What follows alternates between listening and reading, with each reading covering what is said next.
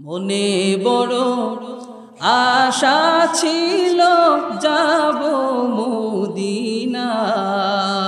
সবাই মনে বড় আশা ছিল যাব মদিনায়। সালাম আমি করব গিয়ে নবীর রওজায়।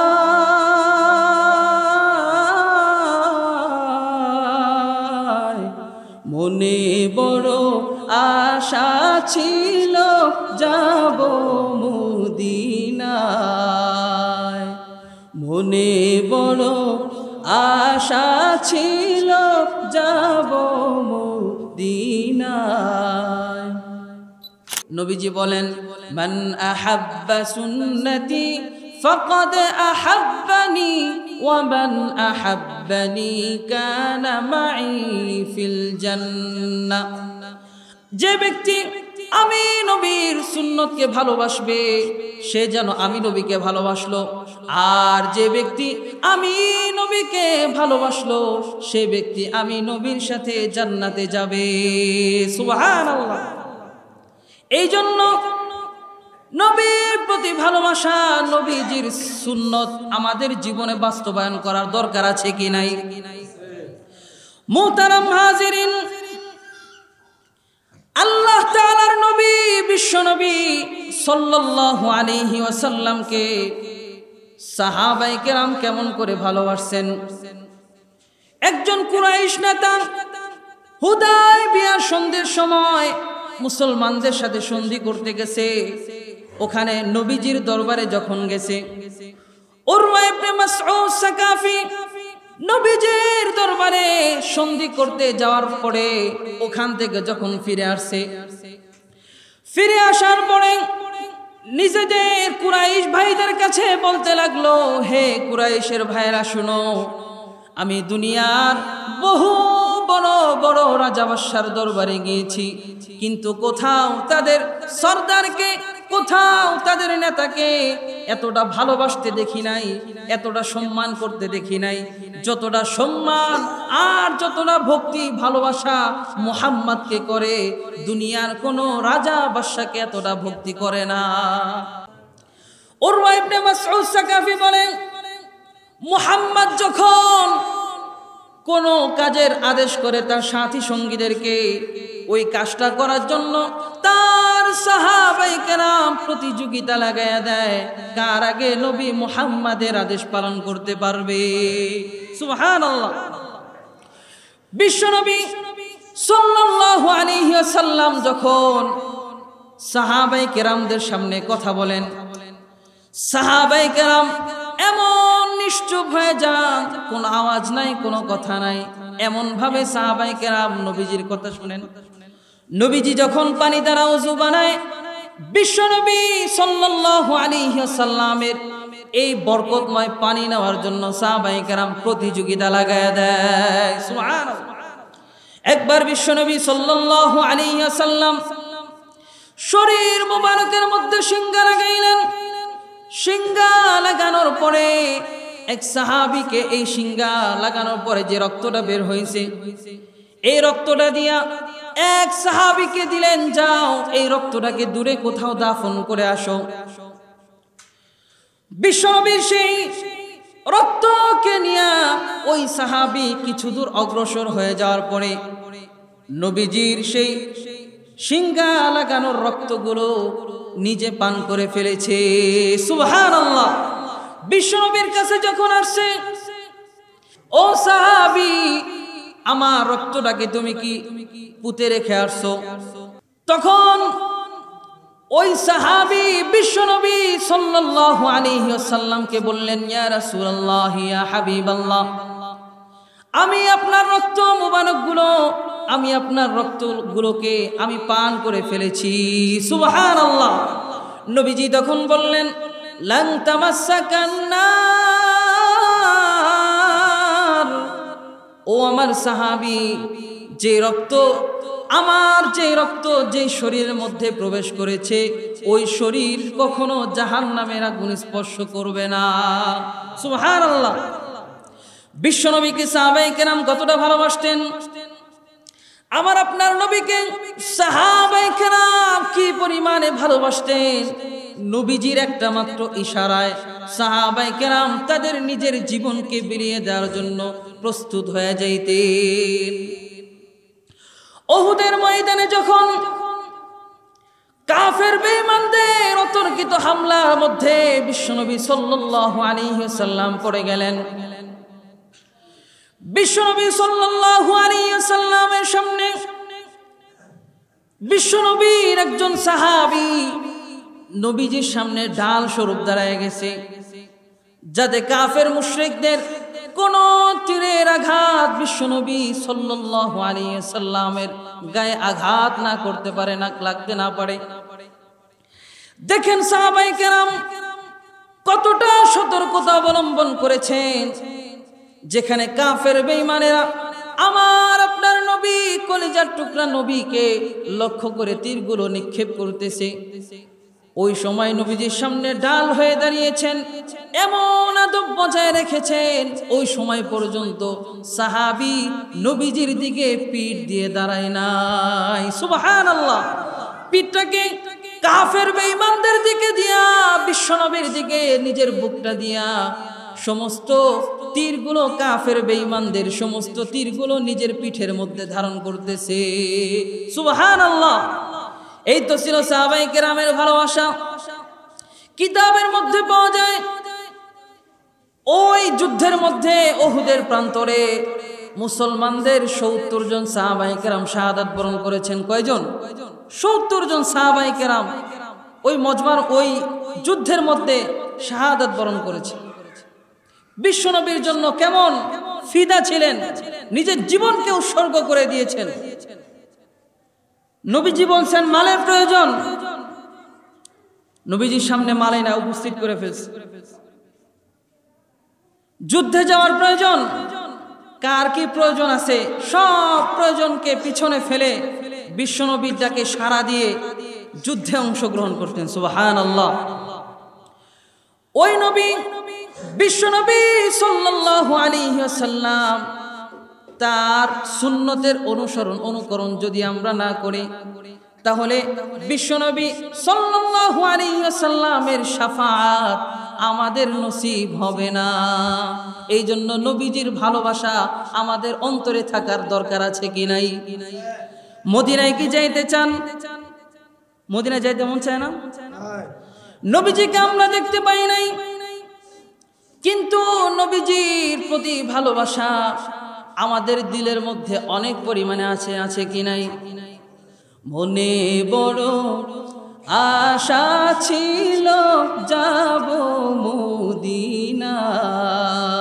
সবাই মনে বড় আশা ছিল যাব মদিনায়, সালাম আমি করব গিয়ে নবীর রওজায়।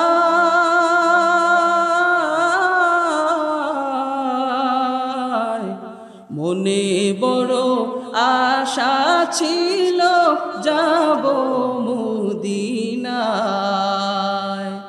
মনে বড় আশা ছিল যাব মদিনায়। আল্লাহ পাক আমাদের সকলকে মদিনায় যাওয়ার তৌফিক দান করে, সকলে করে আমিন। বলতেছিলাম সাহাবায়ে কেরামের মধ্যে নবীজির প্রতি এত পরিমাণ ভালোবাসা ছিল, এত পরিমাণে ভালোবাসা ছিল, নবীজির একটা মাত্র ইশারায় সাহাবায়ে কেরাম নিজের জীবনকে বিলিয়ে দেওয়ার জন্য প্রস্তুত হয়ে যেতেন। জীবনের প্রতিটি ক্ষেত্রে নবীজির সুন্নতের অনুকরণ সাহাবায়ে কেরাম করতেন। আল্লাহর নবী বিশ্বনবী সাল্লাল্লাহু আলাইহি ওয়াসাল্লাম একবার হযরতে হুযায়ফা ইবনে ইয়ামান রাদিয়াল্লাহু তাআলা আনহু এক সম্রাটের দরবারে পাঠাইলেন সন্ধি করার জন্য।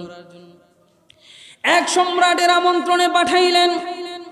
সম্রাটের আমন্ত্রণে যাওয়ার পরে সম্রাট হযরতে হুযায়ফা ইবনে ইয়ামান এবং তার সাথে যতগুলো সাথীরা গিয়েছিল সবার জন্য হযরতে হুযায়ফা ইবনে ইয়ামান রাদিয়াল্লাহু তাআলা আনহুকে প্রতিনিধি বানাইয়া তার সাথে লোকদল বল দিয়া ওই বাদশার দরবারে পাঠাইছে। সম্রাট তাদের জন্য আপ্যায়নের ব্যবস্থা করলেন, তাদের জন্য নাস্তার ব্যবস্থা করলেন, খাবার দাবারের ব্যবস্থা করলেন। খাবারের দস্তরখানে যখন হযরতে হুযায়ফা ইবনে ইয়ামান রাদিয়াল্লাহু তাআলা আনহু এবং তার সাথী সঙ্গীরা খাবার খেতে বসছেন, দেখেন নবীজির সুন্নত কি পরিমাণে নিজের জীবন আঁকড়ে ধরেছেন। খাবার খাইতে খাইতে এক পর্যায়ে যখন খাবারের একটা লোকমা মাটিতে পড়ে গেল, নিচে পড়ে গেল, হযরতে হুযায়ফা ইবনে ইয়ামান রাদিয়াল্লাহু তাআলা আনহু যখন তার খাবার মাটিতে পড়ে গেল, সাথে সাথে নবীজির একটা হাদিসের কথা স্মরণ হয়ে গেল। বিশ্বনবী বলেছেন, যদি তোমাদের কোনো খাবার মাটির মধ্যে পড়ে যায় বা নিচে পড়ে যায়, সেটাকে ধুয়ে পরিষ্কার করে খেয়ে ফেলো, কারণ তোমাদের জানা নাই আল্লাহ রাব্বুল আলামিন কোন খাবারের মধ্যে বারাকাত রেখেছেন, তোমরা কেউ জানো না। এই হাদিসটা স্মরণ হওয়ার সাথে সাথে হযরতে হুযায়ফা ইবনে ইয়ামান রাদিয়াল্লাহু তাআলা আনহু তখন ওই খাবারটাকে উঠানোর জন্য যখন হাত বাড়াইছে, পাশের জন তাকে মৃদু আঘাত করে বলে, ভাই এটা সম্রাটের দরবার, এটা তুমি কি করতেছো? তখন হযরতে হুযায়ফা রাদিয়াল্লাহু তাআলা আনহু বললেন, এটা আমার নবীর সুন্নত, আমার প্রিয় নবী মুহাম্মদ মুস্তাফা সাল্লাল্লাহু আলাইহি ওয়াসাল্লামের সুন্নত। আমি নবীর সুন্নতকে পালন করতেছি।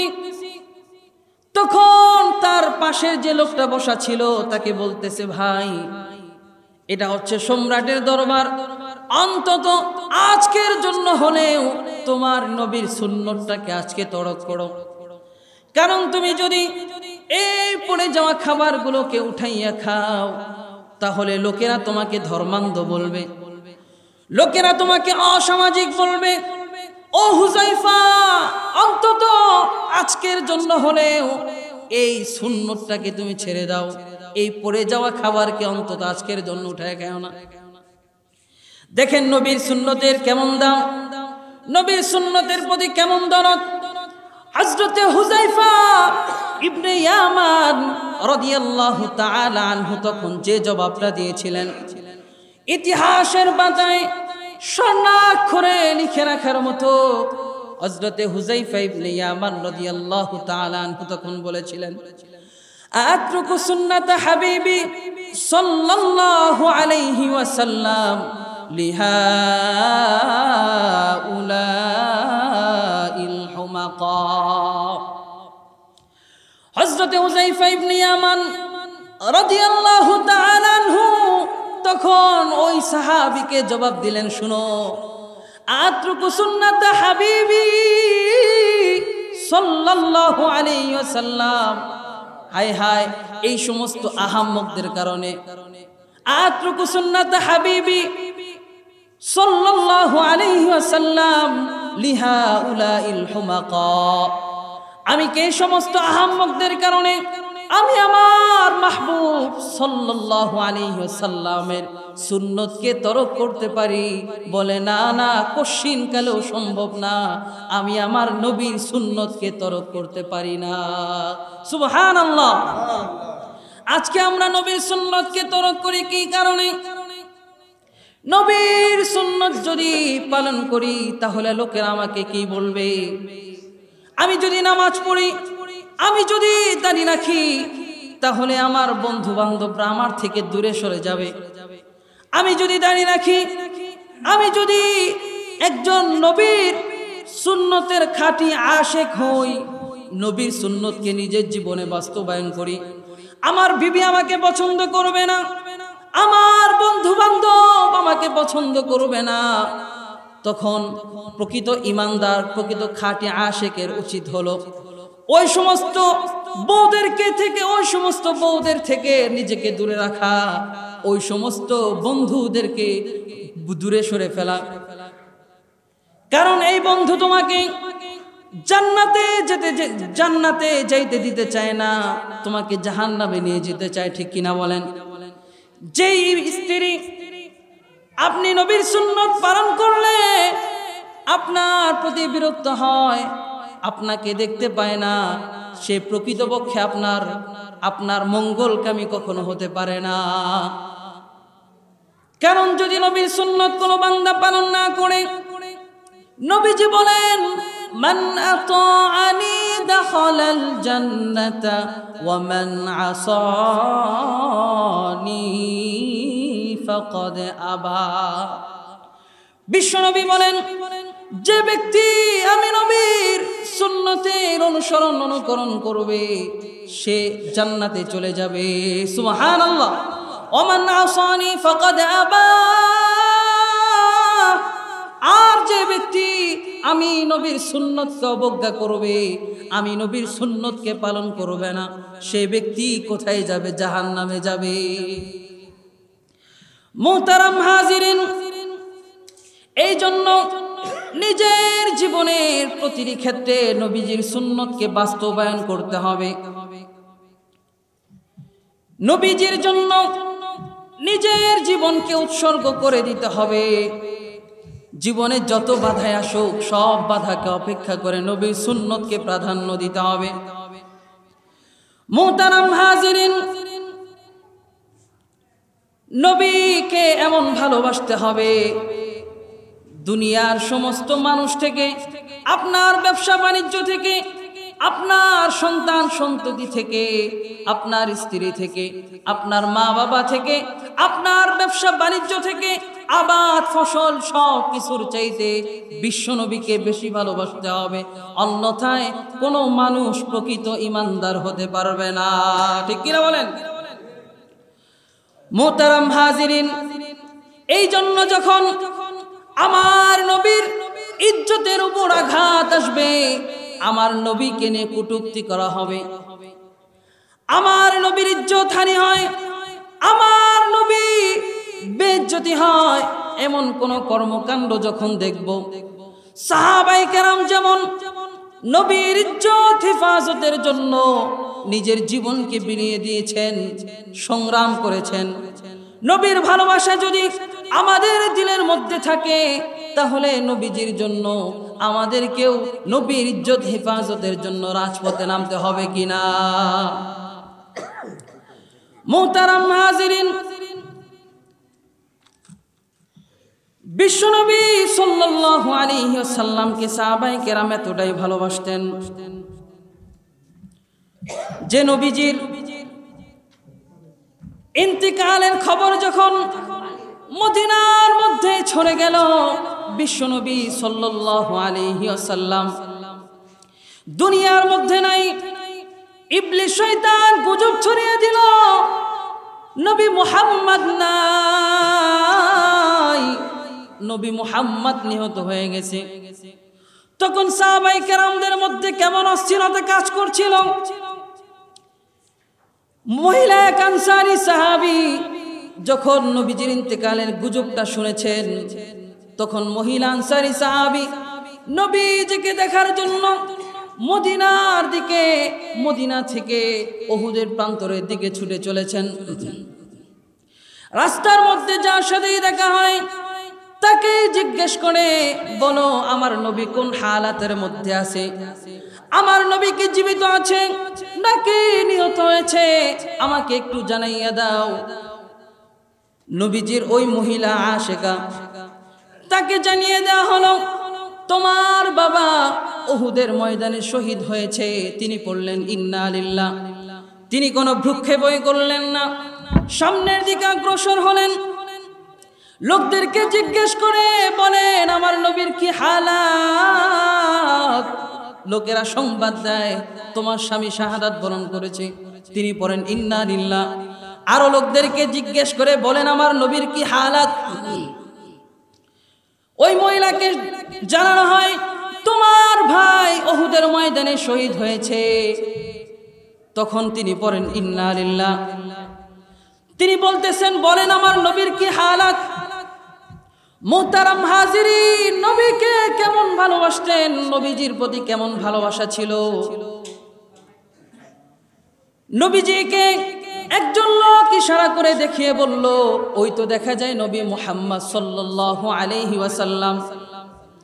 ওই মহিলা আনসারী সাহাবী তখন নবীজির কাছে গিয়ে বলতেছেন, ইয়া রাসূলুল্লাহ,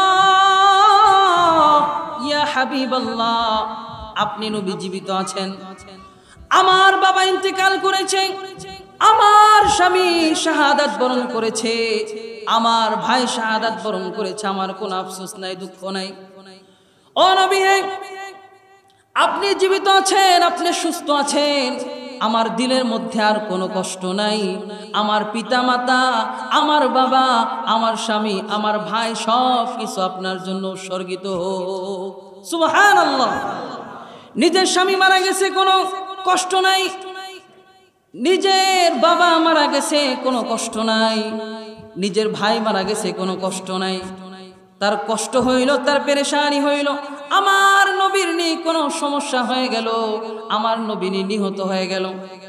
এই জন্য নবীর প্রেম যদি আপনার মধ্যে থাকে, তাহলে যখন নবীর বিরুদ্ধে কোনো কিছু বলা হবে, নবীর বিরুদ্ধে কোনো ষড়যন্ত্র করা হবে, তখন আপনার দিলটা কাঁদবে কি কাঁদবে না? আমার আপনার নবী, বিশ্ব নবী সাল্লাল্লাহু আলাইহি ওয়াসাল্লাম হচ্ছেন সর্বশেষ নবী। আল্লাহ তাআলা পবিত্র কোরআনে বলেন, মা কানা মুহাম্মাদুন আবা আহাদিম মির রিজালিকুম ওয়ালাকিন রাসূলুল্লাহি ওয়া খাতামান নাবিয়্যিন। আল্লাহ তাআলা বলেন, মুহাম্মদ সাল্লাল্লাহু আলাইহি ওয়াসাল্লাম তোমাদের কোনো পুরুষের পিতা নন, তিনি হচ্ছেন আল্লাহ তাআলার রাসূল এবং সর্বশেষ নবী। আমার আপনার নবী কি সর্বশেষ নবী। হাদিসের মধ্যে নবীজি বলেন, আনা খাতামুন নাবিয়্যিন লা নাবিয়্যা বাদি, আমি সর্বশেষ নবী, আমার পরে আর কোনো নবী আসবে না। এখন যদি কোনো মানুষ আমার আপনার নবীকে, বিশ্ব নবীকে সর্বশেষ নবী না মানে, তাহলে কি তার ঈমান থাকবে? তারা কাফের হয়ে যাবে। এই জন্য কাদিয়ানী সম্প্রদায় যারা আছে, তারা মুসলমান না কাফের? চিল্লায় বলেন, তারা মুসলমান না কাফের? কাফের। নবীর পরে নবী নাই, সংসদে আইন চাই, কাফের। কাফের কাদিয়ানীরা কাফের, ঠিক কিনা বলেন?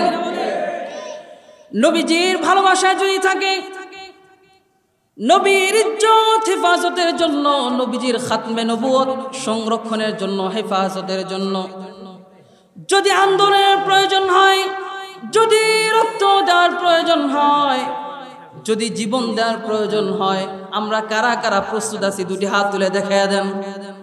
আল্লাহ তাআলা আমাদের সকলকে কবুল করেন। মুহতারাম হাজিরিন, আল্লাহ তাআলার নবীর খাঁটি আশেক যদি নিজেদেরকে দাবি করতে চাই, তাহলে যখনই নবীজির বিরুদ্ধে কোনো ষড়যন্ত্র হবে, নবীজির বিরুদ্ধে কোনো ষড়যন্ত্র হবে, নবীর ইজ্জতের উপর আঘাত আনা হবে, তখনই আমাদেরকে এর প্রতিবাদ করতে হবে, ঠিক কিনা বলেন?